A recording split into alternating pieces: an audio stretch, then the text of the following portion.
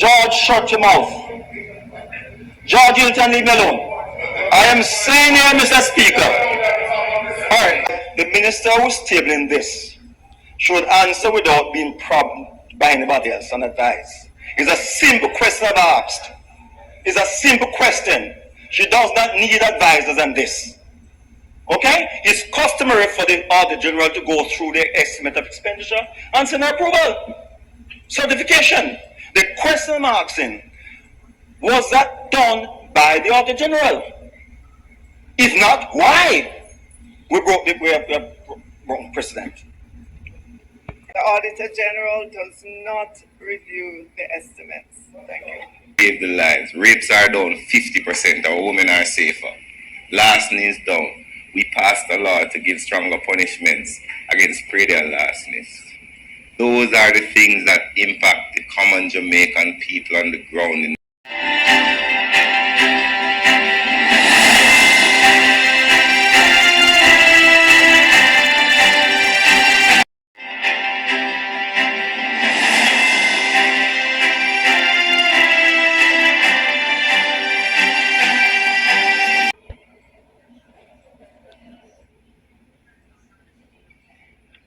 At the same time, Mr. Speaker, was this estimate of expenditure reviewed by the Auditor General? I believe that she normally goes through, her department goes through this and send a report back to Parliament, approving or making a recommendation. The question is, was this done by the Auditor General? And it was, if it was done by the Auditor General, as done in all of the cases, how come she didn't pick this up and send back to Parliament? The appropriate person to have found this is the Auditor General. He's the Auditor General. So the issue is, was she sleeping on the job? Or what? That she didn't find this when she approved the estimate of expenditure that came back here.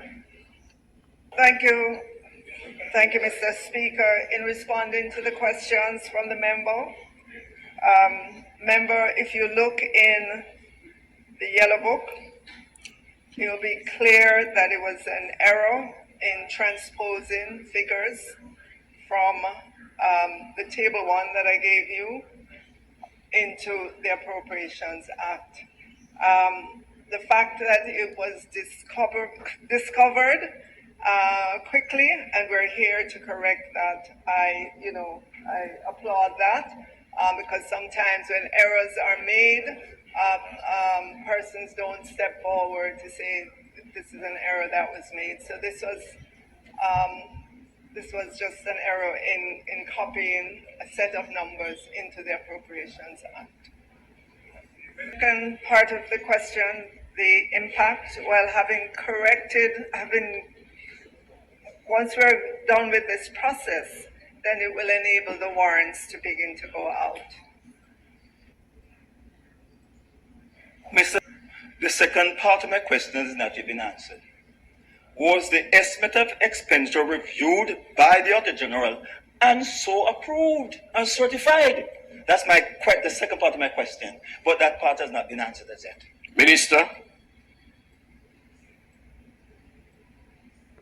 Mr. Speaker, the corrections are sent to the House by the Minister of Finance and the Public Service. Mr. Speaker, with all due respect, I asked a question, and the minister who's tabling this should answer without being prompted by anybody else and advise. It's a simple question I've asked. It's a simple question. She does not need advisors on this.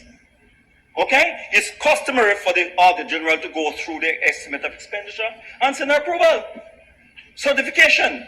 The question I'm asking, was that done by the Auditor General? If not, why? We have broken precedent. Minister. All right, Mr. Speaker, I'm advised that the Appropriation Act is not reviewed by the Auditor General. The Auditor General does not review the estimates. Thank you. Member, member. To follow up on the second part of my question, and I asked about the impact of the warrants. We are at the 9th of April, and I assume now having the correction, and we'll go through the process of passing it.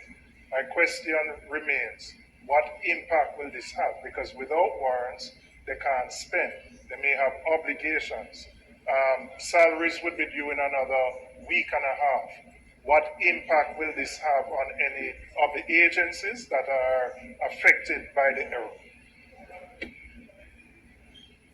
Minister. Mr. Speaker, once we get through passing the appropriations, the amendment to the Appropriations Act this afternoon, it will enable the Ministry of Finance and the Public Service to issue warrants to continue the work of the government.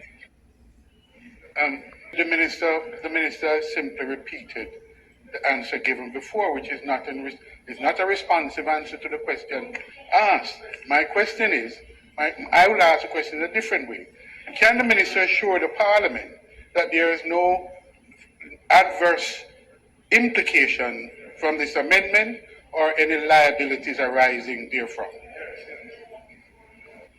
Thank you, Mr. Speaker. There is no adverse impact on the affairs of the government from doing this. Thank you. Is after the estimate expenses table in this house. You cannot proceed with the debate of the budget until we get a certification from or a response or review from the George, shut your mouth. George Hilton, leave me alone. I am saying here, Mr. Speaker. All right. I am saying... Stop. All right, I withdraw it. Okay. I withdraw it. I am saying, Mr. Speaker, the point is that after the budget is laid in this house, you cannot commence the budget debate until after review of the Auditor General. That's what I was getting at, Mr. Speaker. That's all I was getting at.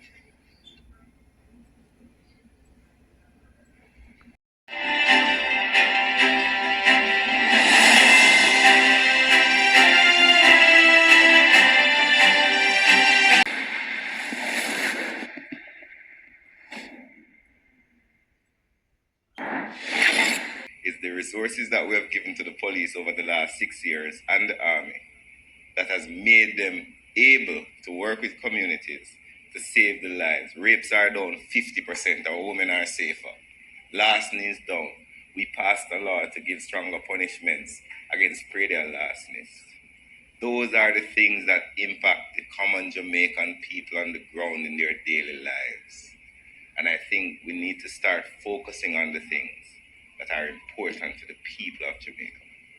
When I go to North Central Clarendon, Minister, nobody's asking me about a letter to the Speaker. They're asking how we're going to get more water, how we're going to fix some roads. Will we get more vehicles for the police stations? And I think we do a disservice to the people of Jamaica to allow others to distract us from holding the government accountable for the things that are so important to the daily lives of the people of Jamaica. And that is my response.